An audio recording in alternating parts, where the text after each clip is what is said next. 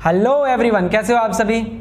तो last lecture में आप लोगों ने देखा था कि वर्क डन क्या होता है, फिर आपने देखा था टाइप्स ऑफ वर्क डन क्या होता है, पॉजिटिव, नेगेटिव और जीरो वर्क डन देखा था। और हमने लास्ट लेक्चर के अंदर एक चीज बात करी थी, हमने एक स्टेटमेंट पढ़ा था कि mental labour is not considered as work in physics. अगर फिजिक्स के अंदर वर्क को डिफाइन करना है तो as a physical quantity define करना पड़ेगा।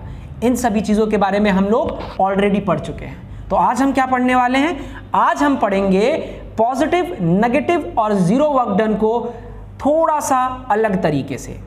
और इस टॉपिक का नाम होने वाला है work done at some angle, है ना। जब वर्क किसी एंगल पर किया जाए, देखते हैं इसका मतलब क्या है, समझिए। मान लीजिए कोई एक लड़का है जो किसी ट्रॉली को खींचता हुआ आगे की तरफ बढ़ रहा है ना।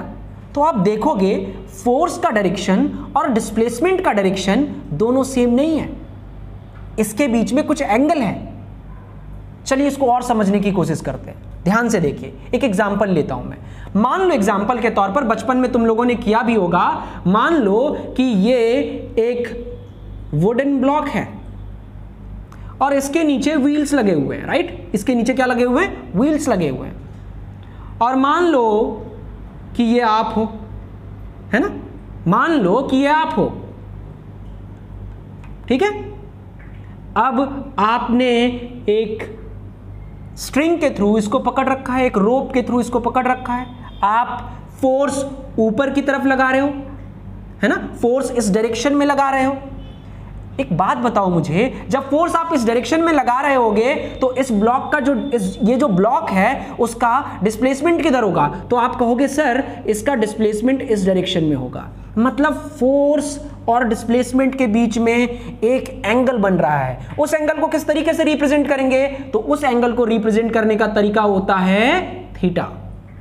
इसको क्या कहते हैं, थीटा कहते हैं। आपके लिए नया है लेकिन समझना पड़ेगा। इसको क्या कहते हैं, थीटा कहते हैं, एंगल को रिप्रेजेंट करने का तरीका, राइट। अब चूंकि फोर्स और डिस्प्लेसमेंट के बीच में एक एंगल है तो यहां पर वर्क डन का जो फॉर्मूला है वो चेंज हो जाता है।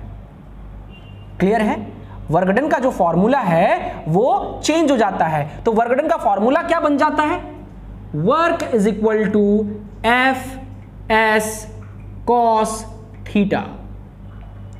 और ये फॉर्मूला क्यों आया ऐसा, ये आप हायर क्लासेस में पढ़ोगे, ठीक है।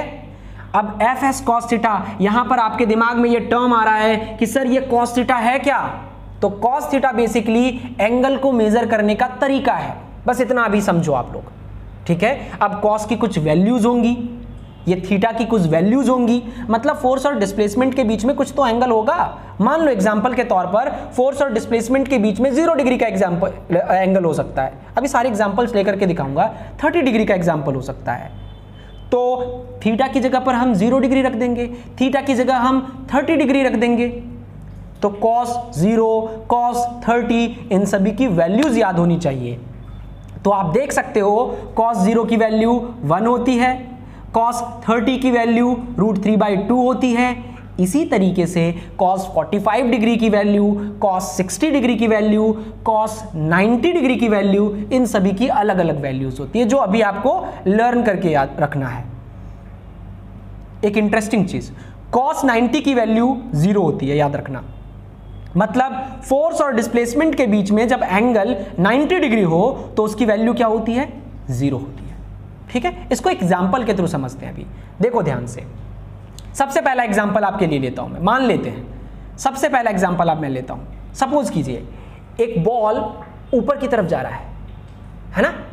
अब इस बॉल को ऊपर की तरफ आप देखोगे तो मुझे बताओ इस बॉल का डिस्प्लेसमेंट किधर है, इस बॉल का डिस्प्लेसमेंट ऊपर की तरफ है, राइट। लेकिन इस बॉल के ऊपर ग्रेविटी काम कर रही होगी, राइट। ग्रेविटी क्या चाहेगी, इस बॉल को नीचे की तरफ खींचना, तो इसके ऊपर एक ग्रेविटेशनल फोर्स भी लग रहा होगा जो कि अर्थ लगा रहा होगा। तो इसके ऊपर फोर्स किधर लग रहा है, नीचे की तरफ लग रहा है, जो कि अर्थ लगा रहा है। तो क्या मैं यहां पर कह सकता हूं कि डिस्प्लेसमेंट ऊपर की तरफ है और फोर्स नीचे की तरफ है? क्या मैं कह सकता हूं? बिल्कुल कह सकता हूं। यहां पर अगर आप देखोगे तो मुझे बता सकते हो कि फोर्स और डिस्प्लेसमेंट के बीच में एंगल कितना बन रहा है। तो फोर्स और डिस्प्लेसमेंट के बीच में आप बोलोगे कि सर एंगल 180 डिग्री का बन रहा है, 180 डिग्री का बन रहा है। तो वर्क डन कितना होगा सर? वर्क डन कितना होगा? तो चलिए वर्क डन निकालने की कोशिश करते हैं। तो हम वर्क डन का फॉर्मूला लिखेंगे F S cos theta, theta की जगह मैं 180 डिग्री लिख दूंगा। आप मुझे बोलोगे कि सर cos 180 की वैल्यू तो पता ही नहीं है। तो cos 180 की वैल्यू -1 होती है। तो जैसे ही इसमें आप -1 रखोगे तो ये कुछ इस तरीके से निकल करके आएगा, मतलब -fs। तो यहां पर देख करके आपको पता चल रहा होगा कि work is equal to -fs आ रहा है। अब पुराने लेक्चर को याद करो, जब फोर्स और डिस्प्लेसमेंट दोनों ऑपोजिट डायरेक्शन में था तो वर्क डन कैसा था? नेगेटिव वर्क डन था। क्लियर? यहां पर साफ साफ आपको दिख रहा है। तो क्यों नेगेटिव वर्क डन हो रहा है?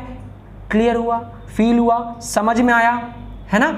अब यहां पर इस वर्क डन को एक अलग नाम से जाना जाता है। हम बोल सकते हैं, कैसा नाम? वर्क डन बाय ग्रेविटी, है ना?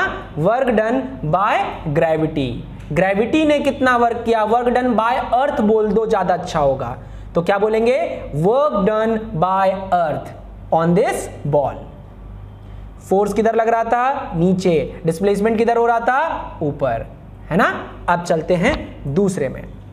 सपोज करो कि बॉल ऊपर से नीचे आ रहा है, ठीक है? बॉल ऊपर से नीचे आ रहा है ना? अब समझना, जब बॉल ऊपर से नीचे की तरफ आ रहा होगा तो मुझे बताइए इस बॉल के ऊपर अर्थ किस डायरेक्शन में फोर्स लगा रहा होगा?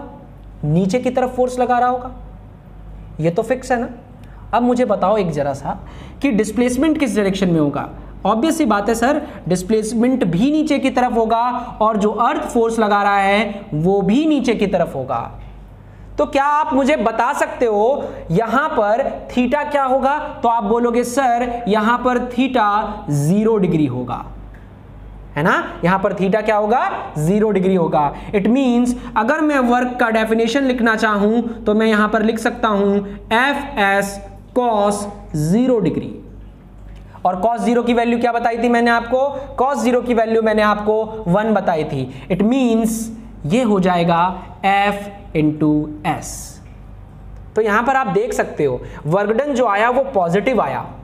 इट मींस क्या है? ये पॉजिटिव वर्क डन है, क्योंकि फोर्स और डिस्प्लेसमेंट सेम डायरेक्शन के अंदर है। लेकिन पॉजिटिव क्यों आया आपको यहां से पता चल गया, ठीक है? अगर फील नहीं हुआ तो चलो एक और एग्जांपल लेकर के मैं तुम्हें समझाने की कोशिश करता हूं। चलो एक एग्जांपल लेता हूं। मान लो कि एक वुडन ब्लॉक है, मान लो एक वुडन ब्लॉक है, राइट? इस वुडन ब्लॉक पर मैंने फोर्स इधर से लगाया F न्यूटन फोर्स, और डिस्प्लेसमेंट ऑब्वियस सी बात है इधर होगा, डिस्प्लेसमेंट इधर हो रहा है।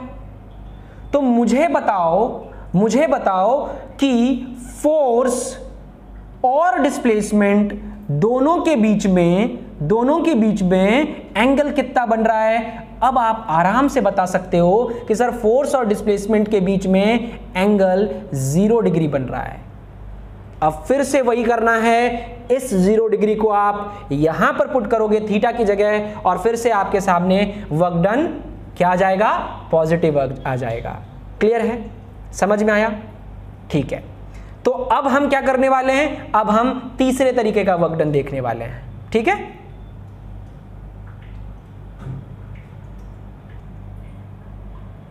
चलो अब हम last type of work done देखते हैं, that is zero work done देखते हैं। समझते हैं जीरो वर्क डन क्या होता है, ध्यान से समझते हैं। बहुत इंपॉर्टेंट और एग्जाम के लिए बहुत ज़्यादा इंपॉर्टेंट है, ये एग्जाम में पूछा जाता है, ठीक है? क्योंकि यहाँ पर बच्चे कंफ्यूज होते हैं, ठीक है ना? अब सपोज करो जीरो वर्क डन क्या है। एक ऐसा केस जो हमने फर्स्ट लेक्चर के अंदर पढ़ा था कि किसी भी वर्क डन को होने के लिए फोर्स और डिस्प्लेसमेंट का होना जरूरी है, लेकिन यहां पर आप देखोगे फोर्स भी है, डिस्प्लेसमेंट भी है, फिर भी जीरो वर्क डन है। ये क्या बात हुई, कैसे हुआ देखते हैं, समझना। एक एग्जांपल के थ्रू समझाने की कोशिश करता हूं। मान लो अर्थ के चारों तरफ कोई सैटेलाइट मूव कर रहा है, अर्थ के चारों तरफ कोई सैटेलाइट मूव कर रहा है, तो अर्थ अपनी तरफ उस सैटेलाइट को अट्रैक्ट करने की कोशिश करेगा, क्योंकि अर्थ तो हर चीज को अपनी तरफ पुल करने की कोशिश करता है ना। तो यहां पर जो सैटेलाइट सर्कुलर मोशन में है, मतलब अर्थ के चारों तरफ जो घूम रहा है, उसके ऊपर अर्थ की सेंटर की तरफ एक फोर्स लगेगा। समझ नहीं आया? मैं बताऊं? चलो देखते हैं। यहां पर सपोज करो कि यहां पर अर्थ है, सपोज करो यहां पर अर्थ है, ठीक है, ये है हमारा प्यारा अर्थ, ठीक है। इसके चारों तरफ देखो, इसके चारों तरफ मान लो ये ऑर्बिट है जिसमें सैटेलाइट मूव करेगा, और मैं सैटेलाइट को मान लेता हूं ये है हमारा सैटेलाइट, ठीक है, ये हमारा सैटेलाइट है। अब अर्थ क्या करेगा? अपने सेंटर की ओर एक फोर्स लगाएगा जिसको हम लोग कहते हैं सेंट्रीपिटल फोर्स। क्या कहते हैं? Centripetal force. सेंट्रीपिटल फोर्स का मतलब a force applied towards the centre of earth, ठीक है ना। चलो अब अगर मैं इस सैटेलाइट का डिस्प्लेसमेंट निकालना चाहूं, इस सैटेलाइट के डिस्प्लेसमेंट का डायरेक्शन निकालना चाहूं, तो याद रखना, जब भी कोई बॉडी सर्कुलर मोशन में मूव कर रहा होता है तो उसका डायरेक्शन निकालने के लिए हम एक टेंजेंट खींच देते हैं। अब ये टेंजेंट क्या होता है? तो टेंजेंट का मतलब होता है यहां से एक स्ट्रेट लाइन, ये टेंजेंट होता है। अगर मान लो यहां पर डायरेक्शन निकालना होता तो हम यहां से एक स्ट्रेट लाइन खींच देते, यहां पर डायरेक्शन निकालना होता तो एक स्ट्रेट लाइन खींच देते, यहां पर डायरेक्शन निकालना होता तो एक स्ट्रेट लाइन खींच देते। सर्कल को एक पॉइंट पर जो टच करे उसी को कहते हैं टेंजेंट, ठीक है ना। कोई दिक्कत? चलो अब मुझे बताओ आप लोग, क्या यहां पर फोर्स है? बिल्कुल है। क्या यहां पर डिस्प्लेसमेंट है? बिल्कुल है ना। फोर्स भी है, डिस्प्लेसमेंट भी है, लेकिन दोनों किस डायरेक्शन में काम कर रहा है? दोनों किस एंगल पर काम कर रहा है? 90 डिग्री पर काम कर रहा है। थीटा कितना है? 90 डिग्री है। इट मींस यहां पर वर्क डन का फॉर्मूला लिखूंगा तो ये Fs cos 90 डिग्री हो जाएगा। क्लियर है ना? तो अब मुझे बताओ cos 90 की वैल्यू कितनी होती थी? हमने दो वैल्यू याद करी है बहुत अच्छे तरीके से, cos 0 1, cos 90 0, है ना। तो ये क्या हो जाएगा? पूरा 0 हो जाएगा। मतलब work done by earth on the satellite will be 0। Clear है? इसको और अच्छे तरीके से समझते हैं एक एग्जाम्पल के थ्रू, ठीक है। एक एग्जाम्पल मैं ले लेता हूं जो बहुत ही फेमस एग्जाम्पल है, स्कूल्स वगैरह में बहुत पढ़ाया जाता है इस एग्जाम्पल को। मान लो यहां पर कोई आदमी है, ठीक है, मान लेते हैं यहां पर कोई आदमी है। उस आदमी ने क्या किया है? उस कूली ने क्या किया है? अपने सर के ऊपर एक बकेट उठा रखा है या सूटकेस उठा रखा है, ठीक है। अब जब वो आदमी सूटकेस को उठाया हुआ होगा तो फोर्स ऊपर की तरफ लगाएगा वो आदमी, है ना, और उस सूटकेस को उठा करके वो आगे की तरफ मूव कर रहा है। मतलब सूटकेस का जो डिस्प्लेसमेंट होगा वो किधर होगा? आगे की तरफ होगा। फोर्स किधर लग रहा है? ऊपर की तरफ लग रहा है। एंगल कितना हुआ?